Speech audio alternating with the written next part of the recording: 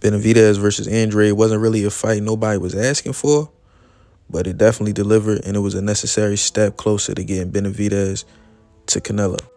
Benavidez came out boxing. That actually surprised me. He made it a chess match early with Andrade and repeatedly showed the defense that people keep saying he don't have.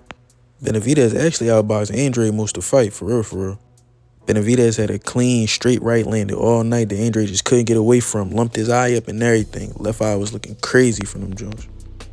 Benavidez was also going to that body repeatedly, slowed him down, killed his leg. Benavidez scored a knockdown in round 4, but round 5 is where it got crazy, and Andrade was able to show that he actually do have a chin. David hit him with everything, mixed the attack up to the body and the head, and still couldn't drop him. I got a newfound respect for Bull. They had to check on him before going out in round 6, but he still wanted to rumble, so much respect to Andrade. Round 6 was more the same. He retired on his stool before round 7. After the fight, David had himself a little iconic moment, got outside the ring and took a picture with Mike Tyson, who's the one that gave him the name the Mexican Monster. David definitely proved he a monster, and Andrade definitely proved that he's tough. And he deserves to come back and, not have a soft touch, but have a good fight to show where he's at and to show if he really could be a player at 168. Because it's been a long time he had been undefeated, you know what I'm saying? And when you lose to a top guy, you got to come back and see what you can do against the guys that's right under that level to see if you're still in the mix.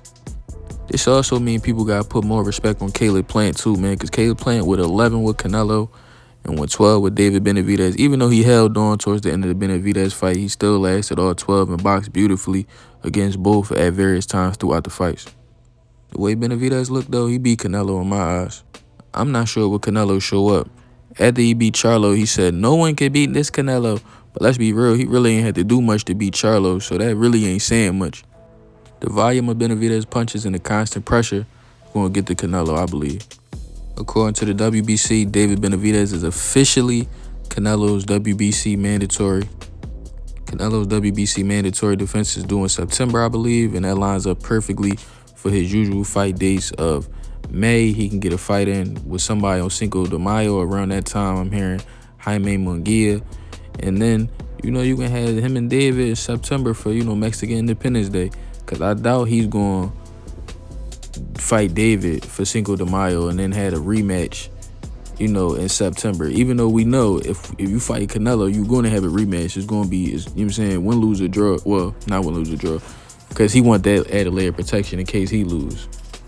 You know what I'm saying? But I doubt we going to get them twice this year. But we can definitely get that in September. That's what I'm looking forward to. But let me know what y'all think. That comment section, hit that like button. I'm out.